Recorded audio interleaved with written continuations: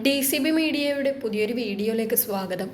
ധനവകുപ്പ് കൂടി കൈകാര്യം ചെയ്യുന്ന മുഖ്യമന്ത്രി വി.ഡി. സതീശൻ നിയമസഭയിൽ അവതരിപ്പിച്ച 2026-27 വർഷത്തെ പുതുക്കിയ സംസ്ഥാന ബജറ്റിനെക്കുറിച്ചുള്ള വിവരങ്ങളാണ് ഷെയർ ചെയ്യുന്നത്.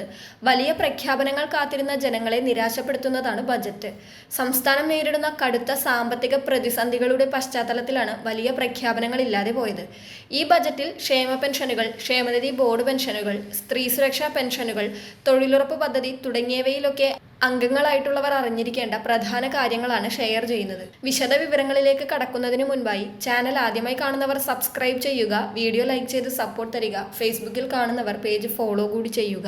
ഒന്നാമതായി, കേരളത്തിലെ 62 ലക്ഷത്തോളം വരുന്ന സാമൂഹ്യ സുരക്ഷാ ക്ഷേമ പെൻഷൻ ലഭിക്കുന്നവർക്ക് ബജറ്റ് നിരാശയാണ് നൽകുന്നത്. പുതിയ UDF സർക്കാരിന്റെ ഇന്ദിരാ ഗ്യാരണ്ടി സ്കീമിൽ ക്ഷേമ പെൻഷനുകൾ 3000 രൂപയാക്കുമെന്ന് പറഞ്ഞിരുന്നു.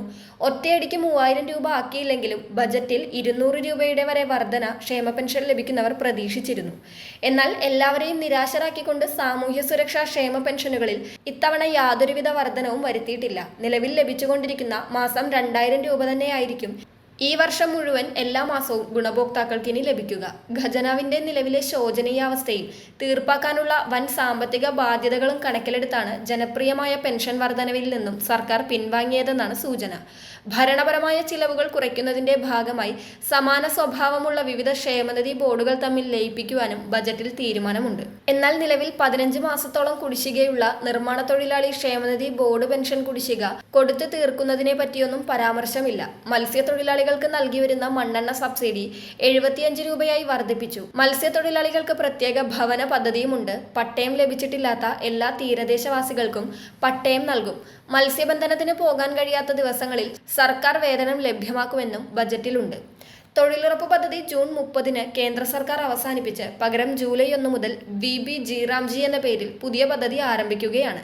തൊഴിലുറപ്പ് പദ്ധതിയിൽ ഫണ്ട് 100% കേന്ദ്ര സർക്കാരാണ് നൽകിയിരുന്നതെങ്കിൽ ജൂലൈ 1 മുതൽ നടപ്പിലാക്കുന്ന VBG റാംജി പദ്ധതിയിൽ കേന്ദ്ര സർക്കാർ 60% തുക നൽകുമ്പോൾ 40% തുക സംസ്ഥാന സർക്കാരും നൽകേണ്ടതുണ്ട്.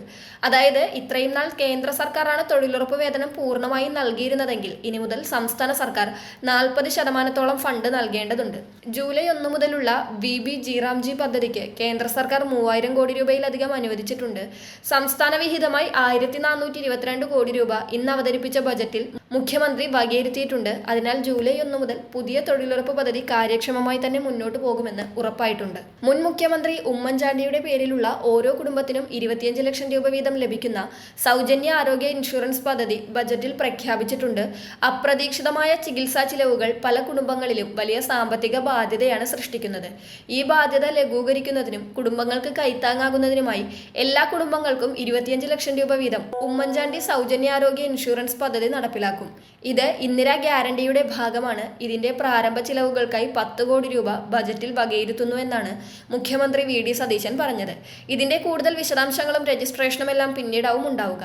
നിലവിലെ കാരുണ്യാരോഗ്യ സുരക്ഷാ പദ്ധതിയിലെ കുടിശ്ശിക ഘട്ടം ഘട്ടമായി തീർത്ത് പദ്ധതിയുടെ കാര്യക്ഷമത ഉറപ്പുവരുത്തുമെന്നും ബജറ്റിലുണ്ട്. കൂടാതെ മുൻ UDF സർക്കാരിന്റെ കാലത്ത് കാര്യക്ഷമമായി നടപ്പിലാക്കിയ കാരുണ്യ ബെനവലന്റ് ഫണ്ട് പദ്ധതി, ശ്രുതി തരംഗം, സ്നേഹപൂർവം, സ്നേഹസ്പർശം, താലോലം, ക്യാൻസർ സുരക്ഷ, സ്നേഹസാന്ത്വനം, പകൽ വീട്, വയോമിത്രം, ആശ്വാസകിരണം, സുഹൃതമടക്കമുള്ള പദ്ധതികളുടെ നടത്തിപ്പ് കാര്യക്ഷമമാക്കും.